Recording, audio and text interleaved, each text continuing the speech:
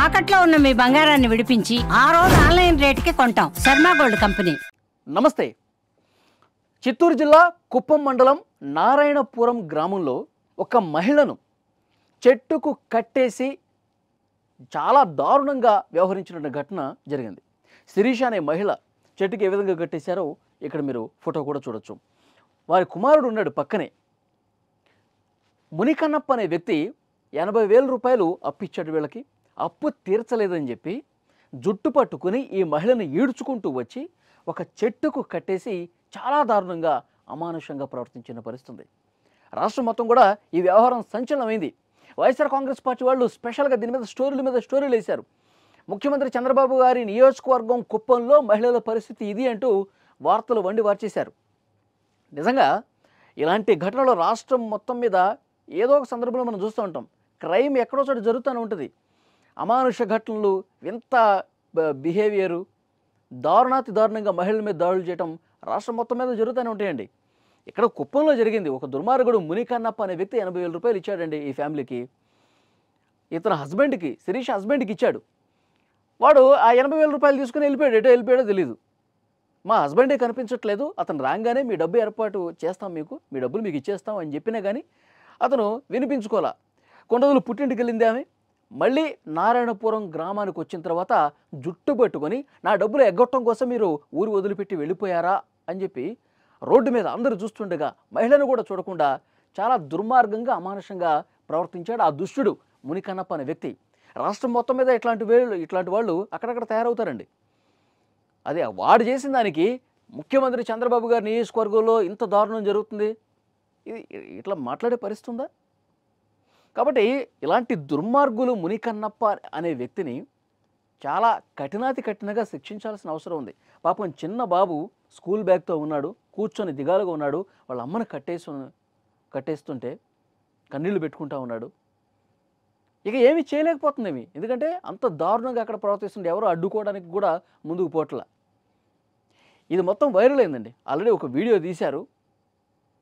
నిన్న మొత్తం కూడా వైరల్ అయ్యేసరికి హోంమంత్రి అనిత గారు స్పందించారు. తర్వాత అక్కడ స్థానికంగా ఉన్న టీడీపీ లీడర్స్ స్పందించారు. ముఖ్యమంత్రి చంద్రబాబు నాయుడు గారు కూడా ఆమెకు ఫోన్ చేసి మాట్లాడారు, వీడియో కాల్ చేశారు, మాట్లాడారు. ఏంటమ్మా ఏం జరిగింది, అసలు ఏంటి విషయం అని చెప్పి తెలుసుకున్నారు. మునికన్నప్ప గురించి చాలా క్లియర్గా అక్కడ ఉన్నటువంటి అధికారులు కూడా ఆదేశాలు ఇచ్చారు. మహిళల మీద ఎంత దుర్మార్గంగా ప్రవర్తించినటువంటి వ్యక్తికి కఠినంగా శిక్ష విధించాల్సిందే. చాలా కఠినమైన శిక్షణలు అతని మీద పెట్టండి. 80,000 రూపాయలు అప్పు తీసుకుంటే తీర్చరా? మహిళని రోడ్డు మీద జుట్టు పట్టుకుని ఈడ్చుకుని సభ్య సమాజం తలదించుకునే విధంగా ఇంత దారుణంగా ప్రవర్తిస్తావని చెప్పి అధికారులు కూడా చాలా సీరియస్ అయ్యారు. కేసు నమోదు చేసి అతనికి జైలు పంపించినటువంటి పరిస్థితి ఉంది. ముఖ్యమంత్రి చంద్రబాబు నాయుడు గారు ఆ మహిళతో మాట్లాడారు ఫోన్లో. ఏంటమ్మా ఎందుకు ఇలాంటి పరిస్థితి వచ్చింది, మీ హస్బెండ్ ఏం చేస్తారు, నీకు ఏం కష్టం ఉంది, పిల్లలు ఏం చదువుతున్నారు, మొత్తం కూడా అడిగి తెలుసుకున్నారు. వెంటనే 5 లక్షల రూపాయలు సాయం కూడా ప్రకటించారు చంద్రబాబు నాయుడు గారు ఈ మహిళకి. అక్కడ ఉన్నటువంటి అధికారులు నీ బాగోగులన్నీ చూస్తారు, మీరు ఎలాంటి ఇబ్బంది పడకుండా ఉండేందుకు అధికారులు ఏం చేయాలో చేస్తారు, పిల్లల్ని బాగా చదివించండి, ప్రభుత్వానికి సంబంధించిన పథకాలు కూడా మీకు పూర్తిగా అందే విధంగా అధికారులు చర్యలు తీసుకుంటారు, మీరు ధైర్యంగా ఉండండి, ఎప్పుడు కూడా ఈ ప్రభుత్వం మీకు మహిళలకు అండగా ఉంటుందని చెప్పి చాలా క్లియర్గా ఆమెతో ఫోన్లో మాట్లాడి ఒక భరోసా నింపే ప్రయత్నం చేశారు.